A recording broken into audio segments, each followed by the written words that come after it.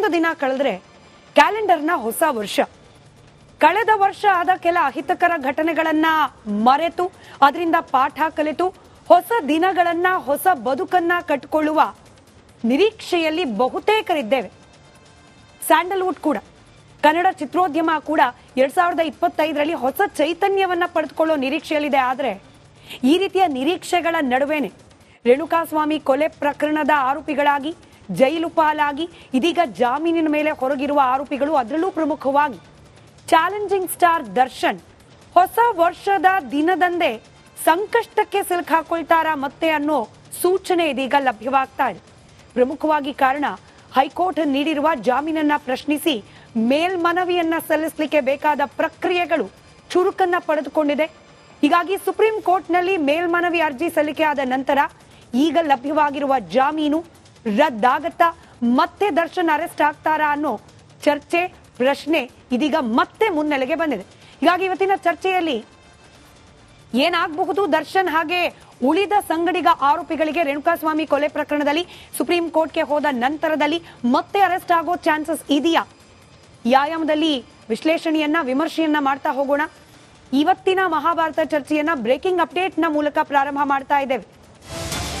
ಮತ್ತೆ ಕಾನೂನಾತ್ಮಕ ಸಂಕಷ್ಟಕ್ಕೆ ಸಿಲುಕಾಕೊಳ್ಳೋ ಸಾಧ್ಯತೆ ಕಂಡು ಬರ್ತಾ ಇದೆ. ಅದರಲ್ಲೂ ಈಗಾಗ್ತಿರುವ ಬೆಳವಣಿಗೆಗಳನ್ನ ಗಮನಿಸಿದ್ರೆ ಹೊಸ ವರ್ಷದ ದಿನವೇ ದರ್ಶನ್ಗೆ ಸಂಕಷ್ಟ ಎದುರಾಗುತ್ತಾ ಅನ್ನೋ ಅನುಮಾನ. ಸುಪ್ರೀಂ ಕೋರ್ಟ್ಗೆ ಮೇಲ್ಮನವಿಗೆ ರಾಜ್ಯ ಗೃಹ ಇಲಾಖೆ ಅಸ್ತು ಹೊಂದಿದೆ. ಇನ್ನು ಸುಪ್ರೀಂ ಕೋರ್ಟ್ಗೆ ಅಧಿಕೃತವಾಗಿ ಅರ್ಜಿ ಸಲ್ಲಿಕೆ ಆಗಿಲ್ಲ, ಆದ್ರೆ ಆ ಪ್ರಕ್ರಿಯೆಗಳಿಗೆ ಚಾಲನೆ ಅಂತೂ ಸಿಕ್ಕಿದೆ. ಗೃಹ ಇಲಾಖೆ ಅದಕ್ಕೆ ಅಸ್ತು ಹೊಂದಿದೆ. ನಾಳೆ ಅಥವಾ ನಾಡಿದ್ದು ಸುಪ್ರೀಂ ಕೋರ್ಟ್ಗೆ ಮೇಲ್ಮನವಿ ಸಲ್ಲಿಕೆ ಆಗೋದು ಬಹುತೇಕ ಅಫೆಕ್ಸ್.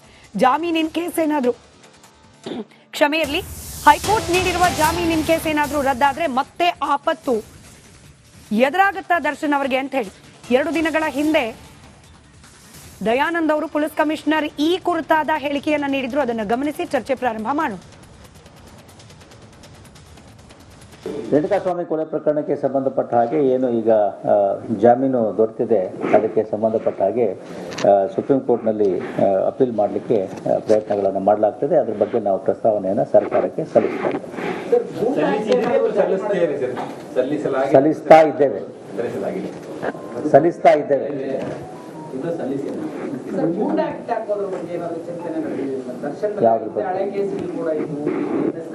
ಯಾವುದು ಚಿಂತನೆ ಇಲ್ಲ. ರೇಣುಕಾಸ್ವಾಮಿ ಕೊಲೆ ಪ್ರಕರಣಕ್ಕೆ ಸಂಬಂಧಪಟ್ಟ ಹಾಗೆ ಏನು ಈಗ ಜಾಮೀನು ದೊರೆತಿದೆ, ಅದಕ್ಕೆ ಸಂಬಂಧಪಟ್ಟ ಹಾಗೆ ಸುಪ್ರೀಂ ಕೋರ್ಟ್ನಲ್ಲಿ ಅಪೀಲ್ ಮಾಡಲಿಕ್ಕೆ ಪ್ರಯತ್ನಗಳನ್ನು ಮಾಡಲಾಗ್ತದೆ. ಅದ್ರ ಬಗ್ಗೆ ನಾವು ಪ್ರಸ್ತಾವನೆಯನ್ನು ಸರ್ಕಾರಕ್ಕೆ ಸಲ್ಲಿಸ್ತೇವೆ. ಒಂದು 3 ದಿನಗಳ ಹಿಂದಿನ ಹೇಳಿಕೆ ಕಮಿಷನರ್ ಅವ್ರದನ್ನ ಗಮನಿಸಿದ್ರಿ. ಅವರ ಹೇಳಿಕೆಯಂತೆಯೇ ಇದೀಗ ಗೃಹ ಇಲಾಖೆಯಿಂದ ಪರ್ಮಿಷನ್ ಸಿಕ್ಕಿದೆ ಮೇಲ್ಮನವಿಯನ್ನ ಸಲ್ಲಿಕೆ ಮಾಡಲಿಕ್ಕೆ. ಅದಕ್ಕೆ ಸಂಬಂಧಪಟ್ಟ ಆ ಲೆಟರ್ ಅನ್ನ ಕೂಡ ಗಮನಿಸ್ತಾ ಇದ್ರಿ. ಇವತ್ತಿನ ಮಹಾಭಾರತ ಪ್ರಶ್ನೆ, ಮತ್ತೆ ದರ್ಶನ್ ಅರೆಸ್ಟ್ ಆಗೋ ಸಾಧ್ಯತೆಗಳಿದೆಯಾ? ನಿಮ್ಮ ಅಭಿಪ್ರಾಯಕ್ಕೆ ಮುಕ್ತ ವೇದಿಕೆ.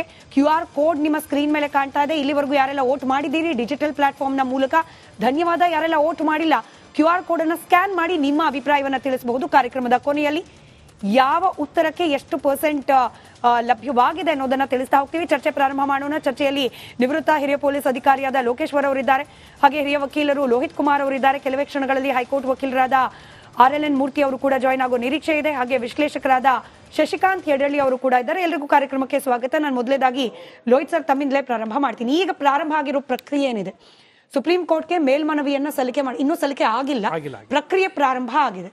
ಈ ಪ್ರೊಸೀಜರ್ ಏನು, ಎಲ್ಲಿ ತನಕ ಹೋಗೋ ಸಾಧ್ಯತೆ ಇದೆ, ಇದನ್ನ ಸರಳವಾಗಿ ವೀಕ್ಷಕರಿಗೆ ಅರ್ಥ ಆಗೋಗಿ ವಿವರಿಸಬಹುದು. ಈಗ ಸರ್ಕಾರ ಆದೇಶ ಮಾಡಿರೋದೇನು ಅಂದ್ರೆ, ಈ ಕೇಸನ್ನ ಅಂದ್ರೆ 5 ಕೇಸ್ಗಳು ನಂಬರ್ ಕ್ರಿಮಿನಲ್ ಮಿಸ್ಲೀನಿಯಸ್ನ ನೀವು ಸುಪ್ರೀಂ ಕೋರ್ಟ್ನಲ್ಲಿ ಕ್ವಾಶಿಂಗ್ ಮಾಡ್ಕೊಬೇಕು ಅಂದ್ರೆ ಇದೇ ಇಂಪ್ಯೂಡಿಂಗ್ ಆರ್ಡರ್ನ ಡಿಸ್ಮಿಸ್ ಮಾಡಿ ಅಂತ ಹೇಳಿ. ಸೊ ಇದನ್ನ ಯಾವಾಗಲೂ SLP ಅನ್ನ ಸರ್ಕಾರವೇ ಮಾಡಬೇಕು. ಇದನ್ನ ಸುಪ್ರೀಂ ಕೋರ್ಟ್ ಕಳಿಸುತ್ತೆ. ಇಲ್ಲಿ ಮಾಡಿರೋದು ಅನಿಲ್ ಅನ್ನೋ ಒಬ್ರು senior council advocate on record, ಅವ್ರನ್ನ ಇನ್ನೊಬ್ರು ಅಪಾಯಿಂಟ್ ಮಾಡಿ, ಸ್ಪೆಷಲ್ ಪಬ್ಲಿಕ್ ಪ್ರಾಸಿಕ್ಯೂಟರ್ ಸಿದ್ಧಾರ್ಥ ಅವ್ರನ್ನ ಅಪಾಯಿಂಟ್ ಮಾಡಿ ಅಂತ ಹೇಳಿದೆ.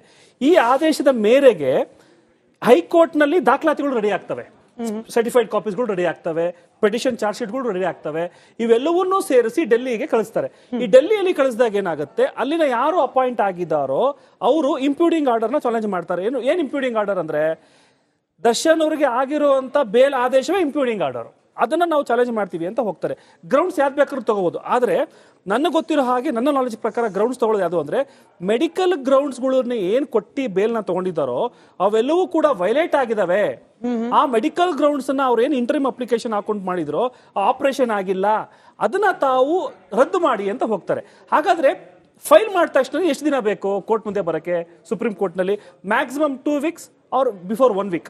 ಮತ್ತೆ ಯಾವ ಬೆಂಚ್ಗೆ ಹೋಗುತ್ತೆ ನೋಡಿ. ಇಲ್ಲೇನಾಯ್ತು ಅಂದ್ರೆ ಹೈಕೋರ್ಟ್ ನಲ್ಲಿ ನಾವು ಇಲ್ಲಿ ಫೈಲ್ ಮಾಡಿದ ತಕ್ಷಣ 1 ತಿಂಗಳು 2 ತಿಂಗಳು ಒಬ್ಬರೇ ಜಡ್ಜಸ್ ಇರ್ತಾರೆ. ಅಂದ್ರೆ ನಾಗಪ್ರಸನ್ನ ಅವ್ರು ಇದ್ರು. ಈಗ ಈ ರೀತಿ ಏನಾಗುತ್ತೆ, ಅಲ್ಲಿ ಆ ರೀತಿ ಆಗಲ್ಲ. ಅಲ್ಲಿ ಯಾವುದೇ ಬೆಂಚ್ ಕೂಡ ಹೋಗ್ಬೋದು. And one more thing, supreme court ಏನು ಅಂದ್ರೆ ಸುಪ್ರೀಂ ಕೋರ್ಟ್ ಎಲ್ಲೂ ಕೂಡ ಸಿಂಗಲ್ ಬೆಂಚ್ ಇಲ್ಲ, ಎಲ್ಲಾ ಕಡೆನೂ ಡಿವಿಷನ್ ಬೆಂಚೇ ಇರ್ತಾರೆ. ಸೊ ಹಾಗಾಗಿ ಇದನ್ನ ಪ್ರಶ್ನೆ ಮಾಡಿದಾಗ ಹಾಗಾದ್ರೆ ದರ್ಶನ್ ಅವ್ರಿಗೆ ನೋಟಿಸ್ ಸಿಗುತ್ತಾ?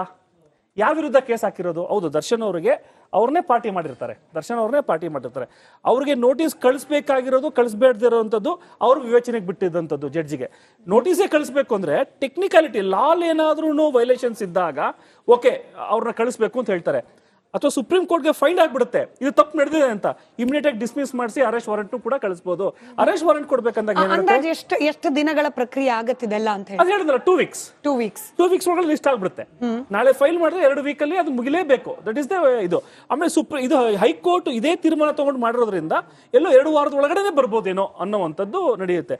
ಮತ್ತೆ ಆದೇಶ ಮಾಡಿದಾಗ್ಲೂ ಕೂಡ ಸುಪ್ರೀಂ ಕೋರ್ಟ್ ಎಷ್ಟು ಚೆನ್ನಾಗಿ ಮಾಡುತ್ತೆ ಅಂದ್ರೆ ಅವ್ರಿಗೆ ಟೈಮ್ ಕೊಡುತ್ತೆ. ವಿತಿನ್ 6 weeks ಒಳಗಡೆ ತಾವು ಸರೆಂಡರ್ ಆಗಬೇಕು, ವಿತಿನ್ 5 weeks ಒಳಗಡೆ ಸರೆಂಡರ್ ಆಗಬೇಕು ಅಂತ ಆದೇಶ ಮಾಡುತ್ತೆ. ಇದೇ ಸುಪ್ರೀಂ ಕೋರ್ಟ್ ನಡೆಯುವಂತ ಪ್ರಕ್ರಿಯೆ ಮೇಡಮ್. ಓಕೆ, ಮತ್ತೆ ಅರೆಸ್ಟ್ ಆಗ್ತಾರಾ ಅನ್ನೋ ಪ್ರಶ್ನೆ ಇತ್ತು, ಚಿಕ್ಕದಾಗಿ ಹಿಂಟ್ ಕೊಟ್ರಿ, ಅದಕ್ಕೆ ನಾನು ಅದನ್ನ ಇನ್ನ ಎಲಾಬ್ರೇಟ್ ಆಗಿ ಪ್ರಶ್ನೆ ಮಾಡ್ತೀನಿ. ಹಾಗೆ ಹೆಲ್ತ್ ಗ್ರೌಂಡ್ ಬಗ್ಗೆ ಮಾತನಾಡ್ತಿದ್ರಿ, ಅದೇ ವರದಾನವಾಯಿತು ಇನ್ಫ್ಯಾಕ್ಟ್ ಲೋವರ್ ಕೋರ್ಟ್ ಗಳಲ್ಲಿ. ಸುಪ್ರೀಂ ಕೋರ್ಟ್ ನಲ್ಲಿ ಇದು ವರದಾನ ಆಗಲ್ವಾ? ಅದ್ರ ಬಗ್ಗೆ ಕೂಡ ಪ್ರಶ್ನೆ ಇದೆ, ಕೇಳ್ತೀನಿ.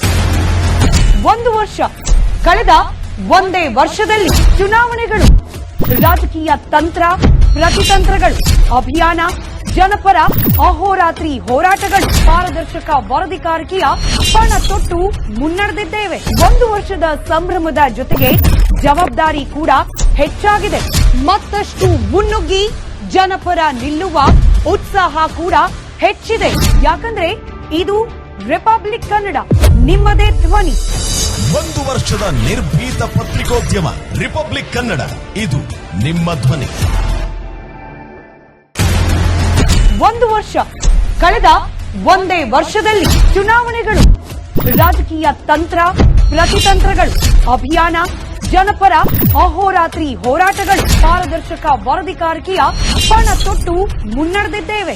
1 ವರ್ಷದ ಸಂಭ್ರಮದ ಜೊತೆಗೆ ಜವಾಬ್ದಾರಿ ಕೂಡ ಹೆಚ್ಚಾಗಿದೆ.